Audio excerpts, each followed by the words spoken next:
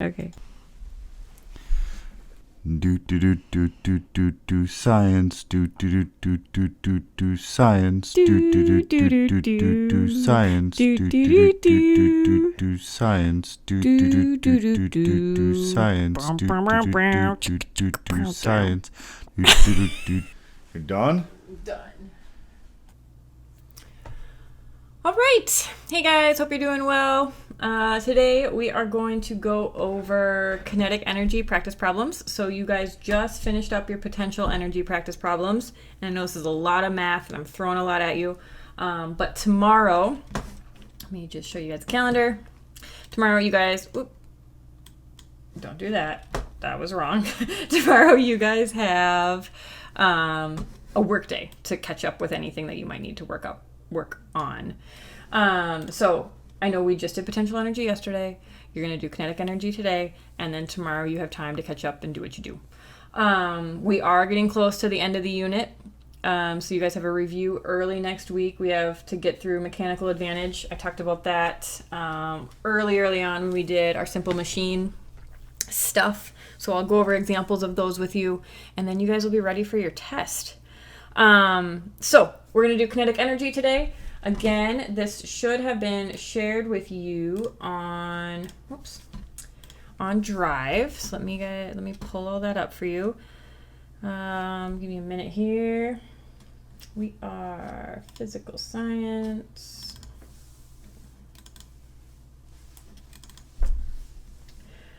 So we are going to be doing kinetic energy. So this is what was shared with you. So as always, I gave you guys the triangle. I'm going to go through the triangle real quick with you. Let me just grab, what I want to do is show you guys how to use this. So I'm going to draw out our I keep on saying calendar. Draw out our triangle. And again, this one is a 4-variable triangle, just like when we did potential energy. But we're talking about kinetic energy. And so all energy types are going to be labeled in joules or in J. This one we have 1/2. And so if you don't like fractions, that's the same as saying 0.05. And then we have our mass, which will be in kilograms, and our speed squared, which is going to be in meters squared. So you are asked to put this in scientific notation. Usually we're in class and I would help you with this. So this time around, I'm not going to be super worried if you don't get things in scientific notation. But I would prefer it. So hopefully you guys are up for that challenge. Hopefully you guys can keep everything in scientific notation. I gave you your kinetic energies in scientific notation. So you're going to, for that first problem, let me flip you back over here. For your first problem, it says a Series 200 bullet train, or the Series 200 bullet trains can obtain a speed of 76.4 meters per second. If the train has a maximum kinetic energy of 2.768 times 10 to the 9th joules, there's your scientific notation. What is the train's mass? List out all of your variables. So our first one, we have kinetic energy.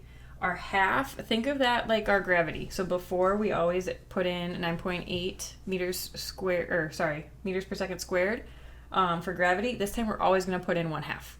So that one's always the same. But just so we don't forget it, it's always 1/2. I don't know. Then we have our mass and our speed.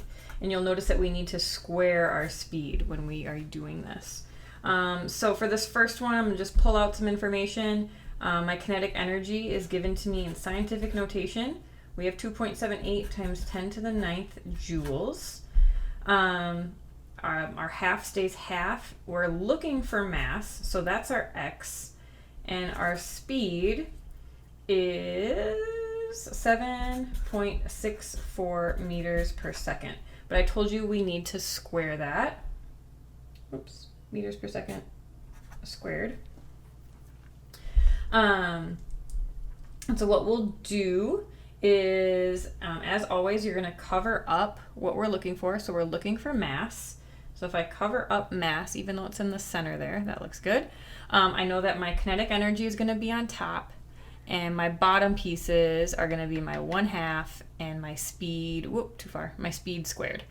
So what that will look like is I've got 2.78 times 10 to the 9th divided by 1/2 times my speed squared.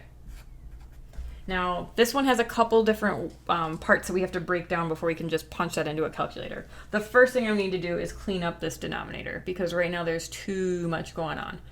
So first thing I want to do is I want to square this piece. And so I'm going to take my calculator here. Sweet. This one's a basic calculator. It doesn't have a squared feature. I don't think. If it does, I feel silly. But what squaring means is that you're multiplying it by itself. So I'm going to take 76.4 and I'm going to multiply it by 76.4. And so that gives me an answer of 5,836.96. Cool. And then I have 1/2 still. So you can follow along. I've already done that. And so I'm going to multiply this number by 1/2. So times 0.5. So now I'm going to kind of go down here if you guys are okay with that. So now my new answer, or my new problem, is 2.78 times 10 to the 9th divided by what we have here. So 2,918.84. And so now if you're dealing with a calculator like I am here, you cannot put scientific notation in there. However, Google to the rescue. What you can do, I'll show you real quick. Again, these are my numbers that I'm looking to deal with. What I'm going to do, so I'll show you guys what I'm looking at, is if I go to Google and I literally typed in my scientific notation, I said 2.78 x 10 to the 9th. And Google knew what I meant. How cool is that? And so all that does is it's adding in our zeros. So if you don't like typing that in, all you're doing is you're moving that decimal point 9 spots over to the right. And I'm sorry if I'm pointing to the left. No, I'm pointing the right way. Anyways, you're moving that decimal spot over. So if you want to just add in your zeros, you can. But if you don't, Google's got your back and you can Google it that way. And so what it did, I typed that into Google, I hit enter, and it came up with this calculator right away. So pretty sweet. So after you have that in scientific notation, convert it over to standard form for your calculator, you're just going to want to divide that by the answer we had before, which was 2,918.48. And that is our answer. And if you remember, we were looking for mass. So let me write this down here. And you can round to the nearest tenths place. That's fine with me. Hold up.